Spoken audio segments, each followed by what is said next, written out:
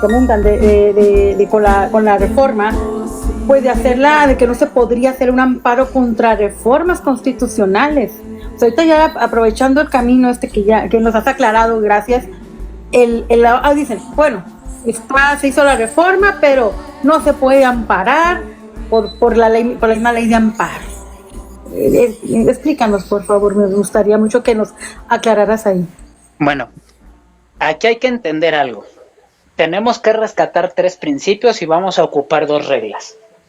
Los 3 principios que tenemos que rescatar en este momento es la progresividad, la sistematicidad y la convencionalidad. Estos 3 los vamos a ocupar muchísimo. Y hay 2 reglas, la supremacía y la regularidad.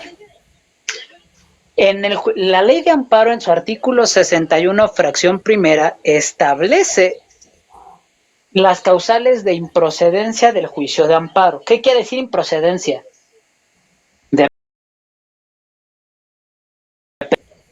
Yo voy a revisar si debo o no debo de entrar al estudio de lo que me estás preguntando o pidiendo. Que tu amparo va en contra de la actividad del legislativo, que es a lo que se refiere la fracción primera, contra reformas o adiciones a la Constitución. Es lo que dice la fracción primera. No quiere decir que yo me ve impedido en el hecho de decir, esa reforma no va. No.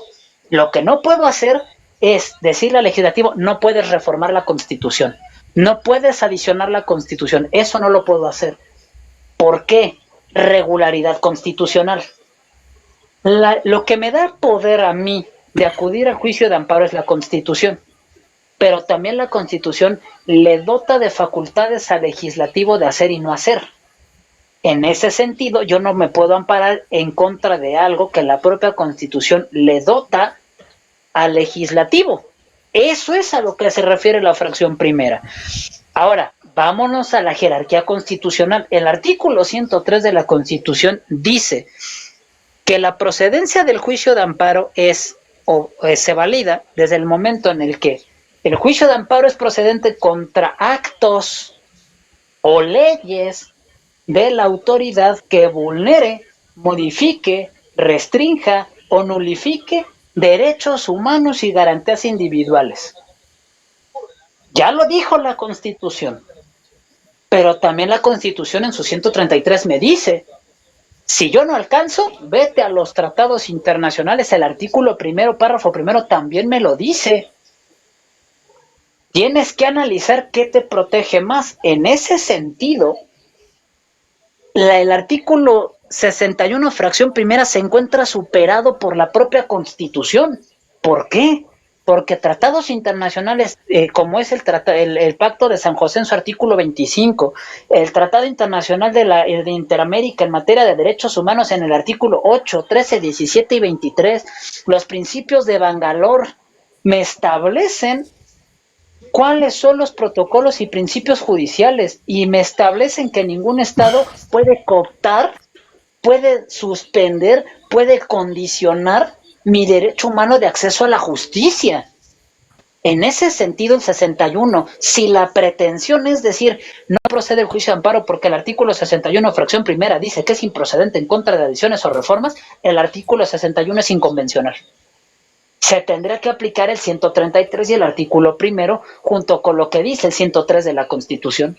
Entonces el juicio de amparo podrá revisar si la reforma o la adición a la Constitución vulnera mi derecho humano, su ejercicio y protección. Si es así, es motivo de un medio de control constitucionalidad a través del sistema de regularidad constitucional, con las reglas que decíamos hace un momento: progresividad, sistematicidad y regularidad.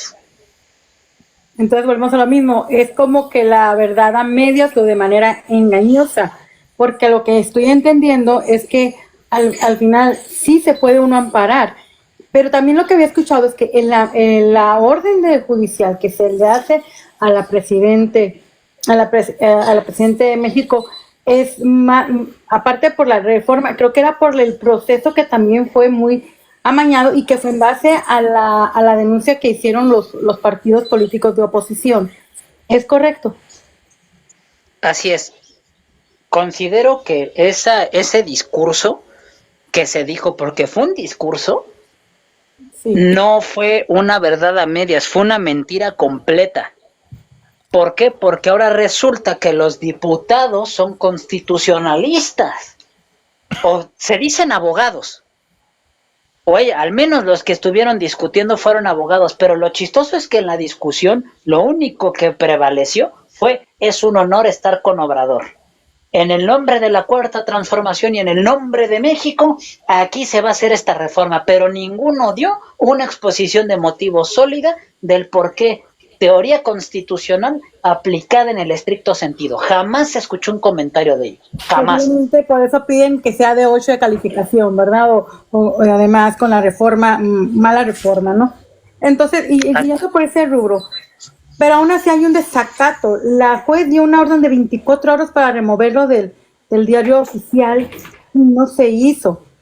¿Qué repercusiones o qué dice la ley que se debería de hacer en caso de un desacato de una orden de esta índole?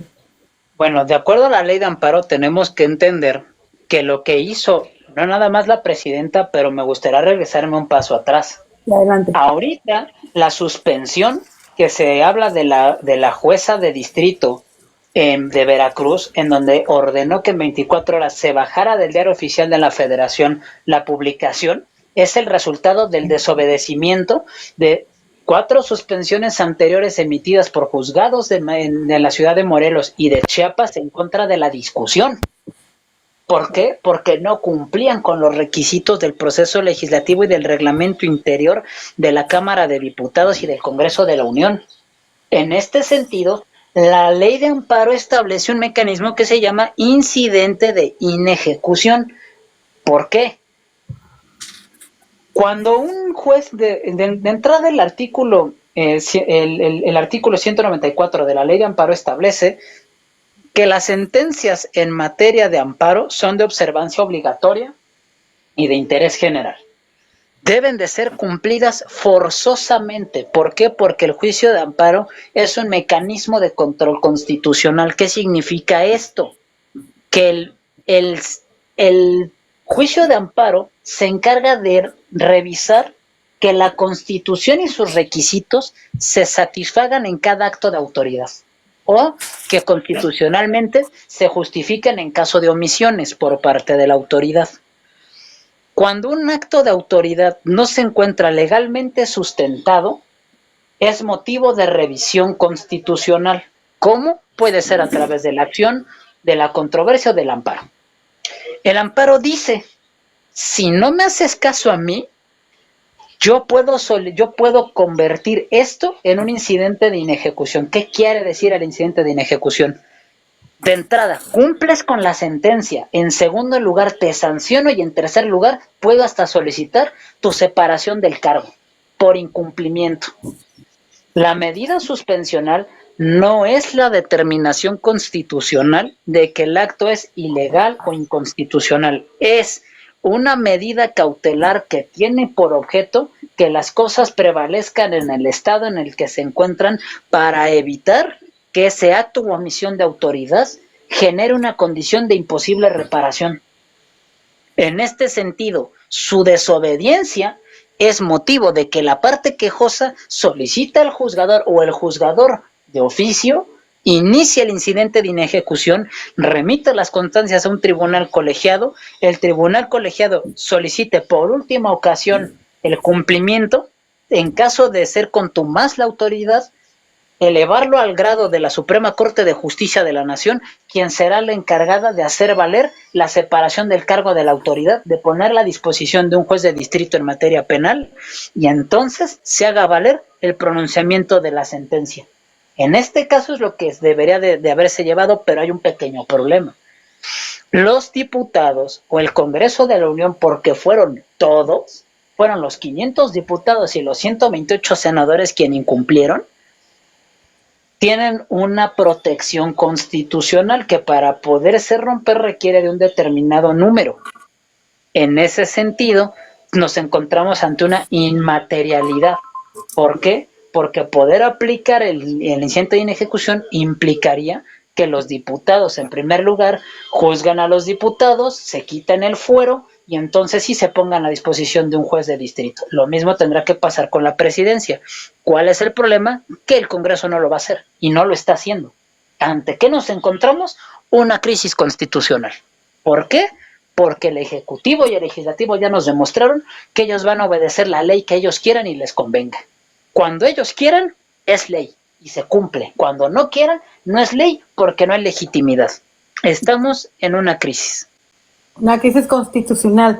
Entonces, ¿qué nos queda? Porque también estamos hablando que ya también se hizo lo que hizo el ministro Alcántara al responder ante la denuncia y dar ¿cómo se llama? Una sentencia. O sea, ¿esto está unido a esto que estamos hablando? Sí, va de la mano. ¿Por qué? Porque el ministro Juan Luis González Alcántara Carranca está estableciendo precisamente cuáles son los requisitos para que una sentencia cumpla con principios de regularidad. Esto es, el ministro está estableciendo cómo la propuesta de ley puede aplicarse constitucionalmente válida. ¿Ante qué nos encontramos? ¿Qué es lo que podemos hacer hoy más que nunca? Apoyar las instituciones que han demostrado verdaderamente defender el interés de la ciudadanía y verdaderamente han demostrado la protección de los derechos humanos y verdaderamente han obedecido y acatado los principios de ley. Sí, definitivamente. O sea, es algo que estamos apoyando, pero sobre todo los jóvenes, su agarre y su valentía al enfrentarlo, la verdad, yo creo que sí esperamos que más gente se una porque realmente el Poder Judicial es el que nos defiende a nosotros ante el Estado. Entonces, que ya se aprobó en 17 congresos lo de la supremacía. ¿Qué implica la supremacía? Y si es correcto que debió haber sido antes de que, o se aplica o no aplica lo de la supremacía constitucional contra la revisión de la reforma que se está haciendo ahorita judicial. Bueno, entendamos algo, y es muy importante esta pregunta, y felicito por esta pregunta. Mi más sincero reconocimiento. Muchas gracias. Vaya, el hecho de que se haya aprobado la supremacía constitucional no implica que la Suprema Corte no pueda revisar el bloque de constitucionalidad o la constitucionalidad de una reforma hecha por el Congreso. ¿Por qué? Porque ya hay antecedentes incluso de esto. En este sentido, tenemos que entender que la supremacía lo que pretenden es, aunque la ley esté mal, aunque la ley no obedezca tratados internacionales, aunque la ley o la Constitución se contraponga con convenciones internacionales, la que prevalece es la Constitución y se acabó. Entonces, la Suprema Corte de Justicia de la Nación, aún y con todo y eso, sigue teniendo el poder revisor de la convencionalidad, de la regularidad, de la progresividad, de la modularidad, de la eficiencia de una norma constitucional. Es el único que lo puede hacer, esa es su función. En ese sentido, si la Suprema Corte lo sesionara el lunes, el martes o el jueves, no importa, porque el hecho sigue siendo el mismo. ¿Tiene las facultades para analizarlo? Sí, sí las tiene. ¿Por qué? Porque esa es la función de la Corte. Segundo punto, la supremacía constitucional o no porque esté en la Constitución quiere decir que ya está bien y que no pasa nada. Claro que no. Tan es así que la propia Constitución reconoce que puede haber textos que la contradigan o que se contrapongan. De ahí que exista la acción de inconstitucionalidad, la controversia constitucional y el juicio de amparo. De ahí que la teoría constitucional nos habla de las antinomias o anticonstitucionalidades. Un texto constitucional debe de ser armónico con los 136 artículos de la Constitución y los tratados internacionales de lo que México es parte. No nada más porque lo digan 628 legisladores, ya no se puede hacer absolutamente nada, claro que no. Porque México, libre y soberanamente, aceptó formar parte de la jurisdicción de tribunales internacionales. Tan es así que voluntaria, libre y soberanamente firmó tratados y convenciones. En este sentido, La reforma constitucional, si está mal, se puede revisar y se tiene que revisar. Que sería lo siguiente. Entonces, ¿por qué tanta prisa en liberar esa reforma de una manera, híjole, preocupante? Porque fue en una noche, en 17 congresos.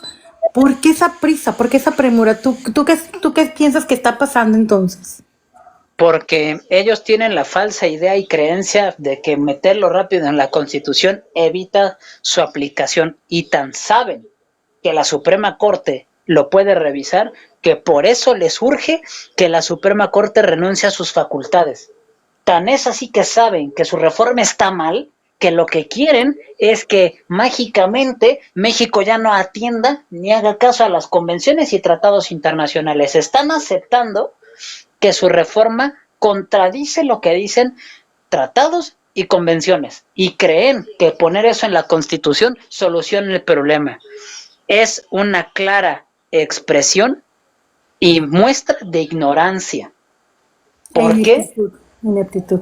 Porque al final del día, esto que están haciendo no les resuelve el problema, se los agrava. ¿Por qué? Porque México no ha renunciado a la jurisdicción internacional. Ok, no, gracias, porque eso nos abre mucho el panorama y entenderlo. Entonces, aunado a eso, lo que consternó a mucha gente y sigue sin entender, entonces, ¿por qué los ministros, y no nomás los que nos representan, los 8 que nos representan, aparte más de 1,400 más juzgadores, están renunciando? ¿Qué es lo que nos quieren demostrar con ello entonces? Bueno, primero que nada, debemos de entender que la ley es una fuente de obligación indiscutible. Es una fuente de obligación incoluble. Y en congruencia de lo que se trata de demostrar es, tan no me interesa defender privilegios que supuestamente se tienen, tan no nos interesa defender un poder, un beneficio, un regalo administrativo, y no puedo exigir ni pedir que se obedezca la ley si yo no lo obedezco.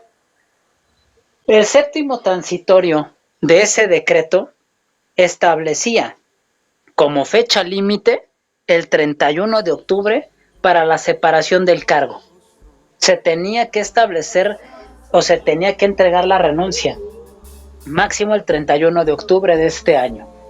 En este sentido, para que se quedara claro y se demostrara que no se puede pedir el cumplimiento de la ley si no se apega uno a la ley, es que se decidió y a obedecer, y se demostró que se está obedeciendo. Se están jugando con las reglas del juego que el legislativo y el ejecutivo están impulsando y quieren meter a tirabuzón. Se llama congruencia